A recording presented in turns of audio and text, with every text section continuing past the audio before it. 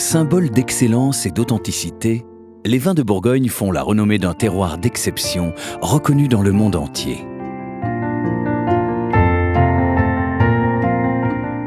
La composition et la structure de ces paysages travaillés par l'homme sont le résultat de nombreux bouleversements géologiques souvent méconnus.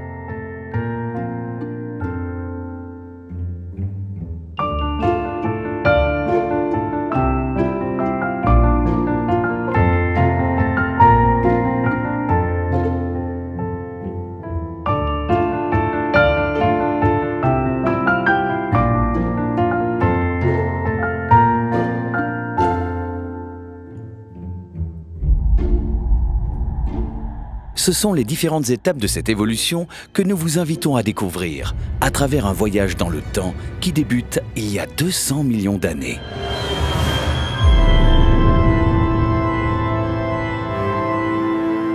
Imaginez la Terre à la période du Jurassique. Le territoire, qui deviendra plus tard celui de la France, est recouvert par une mer tropicale située sur les bords de l'océan Thétis.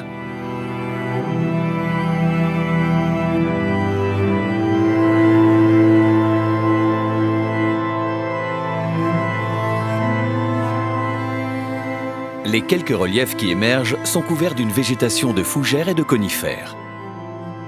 Il n'y a pas encore d'herbes ni de fleurs. Les fonds marins regorgent de richesses. Lorsque la mer est peu profonde et que la luminosité est importante, la vie animale se développe abondamment. À travers les millénaires, des coraux, des coquillages et des lys de mer s'accumulent. Leurs squelettes vont se dégrader, formant ainsi plus tard des roches calcaires. Des particules en suspension, des argiles et des limons en provenance des continents viennent alors se déposer au fond de l'eau. Les argiles vont se mélanger au calcaire pour former des roches sédimentaires appelées marnes. L'alternance des couches de marnes tendres et de calcaire dur, accumulées sur des centaines de mètres d'épaisseur, explique cette structure en millefeuille, à l'origine des sous-sols argilo-calcaires de Bourgogne.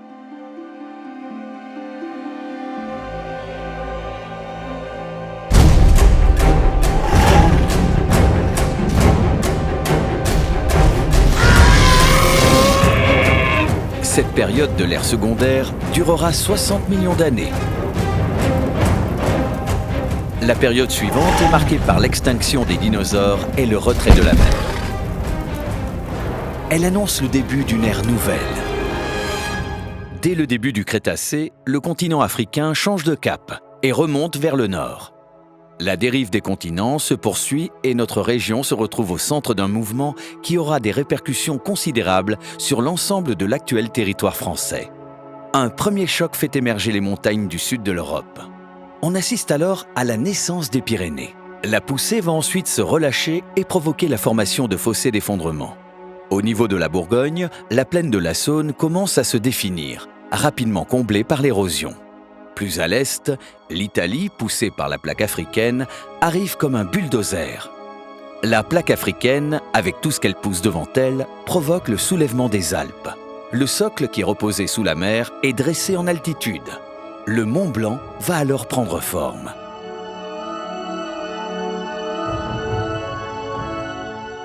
La violence du choc affecte par contre-coup l'ensemble du territoire de la France.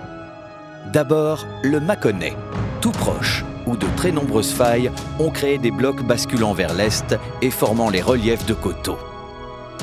50 km plus au nord, les couches géologiques de la côte chalonnaise se fracturent et basculent également, mais selon deux orientations différentes, vers le Morvan dans la partie sud et vers la plaine de la Saône au nord.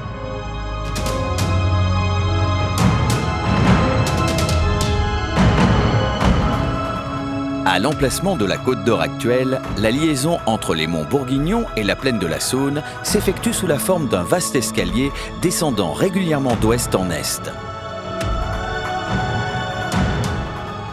La côte commence à apparaître entre le plateau des Hautes-Côtes et la plaine de la Saône.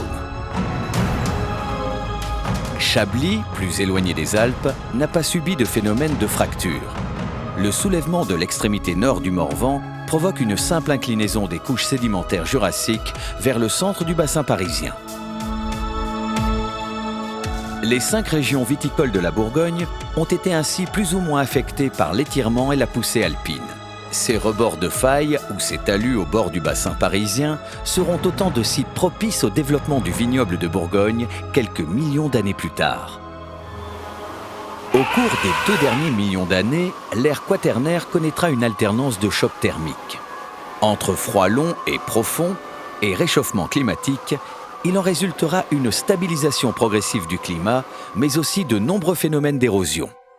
L'eau et surtout la glace sont à l'origine de l'érosion. L'eau s'infiltre dans les fissures de la roche et entraîne sa dislocation lorsque le gel survient. Au moment du dégel, les ruisseaux emportent les agrégats et les cailloux. 2 systèmes de formation de coteaux se distinguent. Le creusement des combes, comme ici sur la faille de la côte, où les produits de l'érosion au pied des coteaux portent également des vignobles, ou bien comme à Chablis, où les rivières creusent les couches sédimentaires superficielles de l'âge portlandien ou kiméridien, entraînant les matériaux issus de l'érosion hors de la zone viticole. C'est à l'issue de cette longue période que s'achève l'évolution du milieu naturel de la Bourgogne. Par son travail acharné, l'homme va y construire patiemment le théâtre d'une œuvre majeure, celle du terroir, celle des climats, ces petites parcelles parfaitement délimitées que les hommes ont modelées en un paysage unique. La construction des climats de Bourgogne s'est donc déroulée en 2 temps.